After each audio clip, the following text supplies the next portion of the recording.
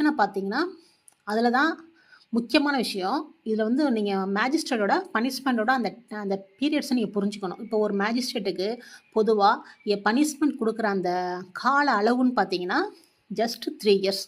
அத தாண்டி அவரால தண்டனை கொடுக்க முடியாது. சரிங்களா? இப்போ ஆனா பார்த்தீங்கன்னா, மேஜிஸ்ட்ரேட் நடக்கிற அஃபென்ஸ் எல்லாமே லைஃப் வரைக்கும் தண்டனை கொடுக்கக்கூடிய குற்றங்கள் எல்லாமே மேஜிஸ்ட்ரேட் கோர்ட்ல நடக்குது. எக்ஸாம்பிளுக்கு 326 பார்த்தீங்களா? அதெல்லாம் பார்த்தா லைஃப்ன்னு வரும். அதேபோல 10 இயர்ஸ்லாம் வரும். தண்டனை வந்து காமனா இருக்கும். ஆனா அவங்களுக்குள்ள அந்த அது அவங்களுக்கு என்ன பெர்மிட் பண்ணியிருக்காங்க, அவங்களுக்குள்ள தகுதி பார்த்தீங்கன்னா, 3 வருஷம் தான் குடுக்க முடியும். அதுக்கு மேல குடுக்க முடியாது. அப்ப அந்த மேஜிஸ்ட்ரேட் என்ன பண்றாரு, இவன் வந்து ஒரு சீரியஸான அஃபென்ஸ் பண்ணியிருக்கான் அந்த அக்யூஸ்டு. இவன நம்ம தண்டிக்க வேண்டாம். இவனுக்கு நெறைய தண்டனை குடுக்கணும் அப்புட்ன்னு அந்த மேஜிஸ்ட்ரேட் நெனச்சா என்ன பண்ணலாம், செக்ஷன் 325 சிஆர்பிசி இருக்கு இல்லையா? அந்த அதுல உள்ள அந்த பிரிவுல சொல்ல அந்த ப்ரொசீஜர ஃபாலோ பண்ணி கிட்டத்தட்ட கமிட்டல் மாரி தான். நம்ம ஏற்கனவே கமிட்டல் பண்ணோம் இல்லையா? செஷன்ஸ் கோர்ட்லாம் மேஜிஸ்ட்ரேட் கோர்ட்லேருந்து அந்த செக்ஷன் இந்த பண்டில் அனுப்புவாங்க பாருங்க. அதே சேம் மாரி ப்ரொசீஜரு. இது கொஞ்சம் டிஃபர் ஆகும். இந்த எண்ணத்தில் அனுப்புறாங்க.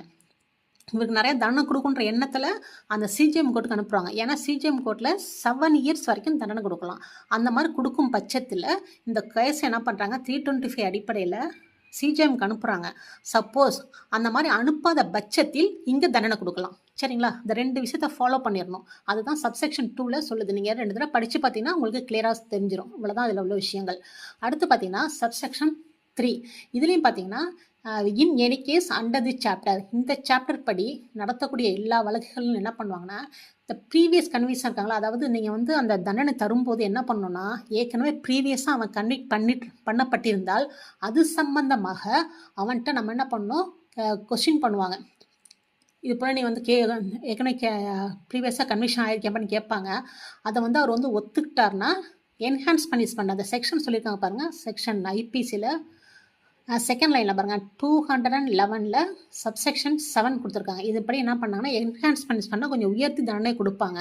அவ்வாறு குடுக்கும் பட்சத்துல சப்போஸ் அவன் வந்து ஒத்துக்கல, நான் ஒத்துக்கலன்னு வைங்களேன், நான் ஒத்துக்கலங்க அந்த மாதிரிலாம் எனக்கு கன்விக்ஷன் ஆகலன்னு அந்த அக்யூஸ் சொன்னாங்கன்னா, அதுக்கான எவிடன்ஸை வந்து ப்ராசிக்யூஷன் ப்ரொடியூஸ் பண்ண சொல்லுவாங்க. அதுதான் அந்த சப்செக்ஷன் அந்த 3ல உள்ள விஷயங்கள். அதில் உள்ள ப்ரொவிசோ பார்த்தீங்கன்னா, அந்த கொஸ்டின் கேட்குறாங்க இல்லையா, ப்ரீவியஸ் கன்விக்ஷன் கொஸ்டின், அந்த கொஸ்டின் வந்து எப்போ கேட்கலான்னா, நீங்கள் அந்த தண்டனை தரும்போதுக்கு மட்டும்தான் கேட்கணும். அதுக்கு முன்னாடி எப்போதும் கேட்கக்கூடாது. அந்த பாருங்க லாஸ்ட்ல unless or until until the accused has been convicted. அவன் கன்விக்ட் பண்ணுற டைமில் மட்டும்தான் நீங்கள் அந்த கேள்வியை கேட்க முடியுமே தவிர மற்ற நேரத்துலையோ இல்லை அக்யூட்டர் பண்ணும்போதோ கேட்க முடியாது. இதுதான் அந்த ப்ரொவிஸில் உள்ள விஷயம். சரிங்களா? இப்போ இதோட ரெலவெண்டா பிஎன்எஸ்எஸ்ல என்ன இருக்குது,